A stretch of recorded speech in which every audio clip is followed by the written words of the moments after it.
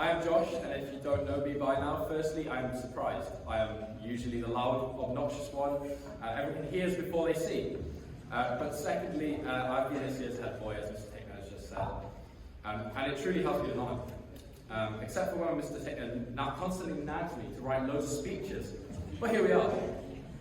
Seriously though, it has truly been an honour. I can't even begin to list the number of times that one of the younger boys in the school has come up to me and asked how my day is going, or just struck up a conversation. And to me, that's what makes being head boy so special, the paparazzi. I think that support is one of those words that means a different thing to every single person. If I was to ask a builder, they might give me a very little definition and tell me about using structures to support buildings. If I was to ask a football fan, they might tell me about what team they support. Or if you ask a philosophy student, they'd probably write a 16-page essay about one single word. But to me, to be supported is to constantly feel able to pursue my dreams and ambitions. And I remember from my very first music lesson at junior school with the incredible Mrs. Gilbert, who I believe is actually here today, and to my very last music lesson with equally as incredible Mr. Hopkinson. He's hiding in the lesson. There's never been a single moment in my school career where I felt restricted or unable to pursue what I wanted to do, my ambitions.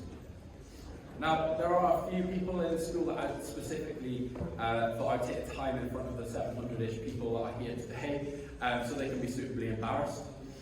So firstly, I don't think I could have put up with some of the challenges of sixth form life if it wasn't for Mrs. Snowden and my incredible deputies, but primarily friends, Jacob and David.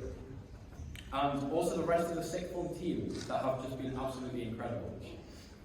As I've already mentioned, it has been an honour and a privilege to be able to be taught my absolute favourite thing by one of my absolute favourite people, Miss Hopkinson.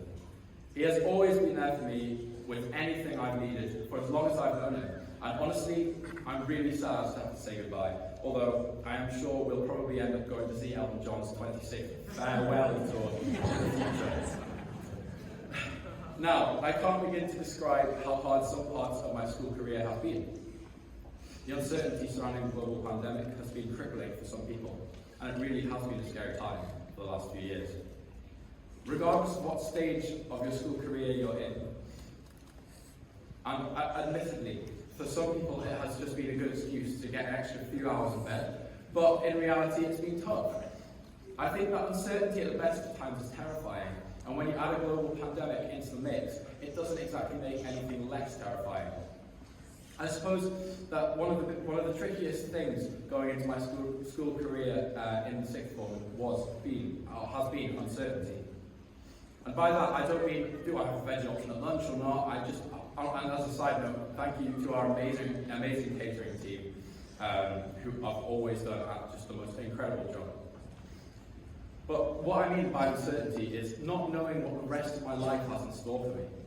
I think anyone who was or is in my position can resonate with that.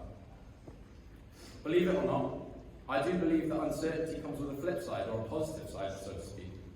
Let me use my incredible GCSE English skills for a second, which I'm sure Ms. Robinson will be very proud of me for, and explain that the word uncertain is an adjective that has negative connotations and negative meaning.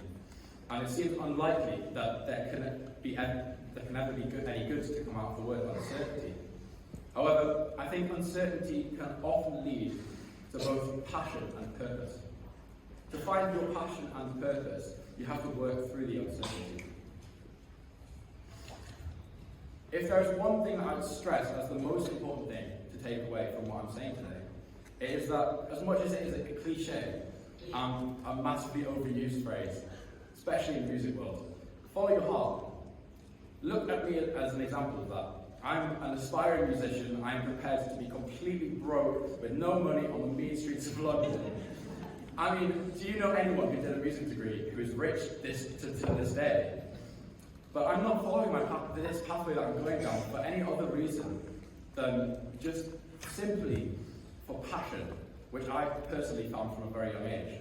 So please, if there's anything that you take away from what I've said today and what I'm saying, let it be this.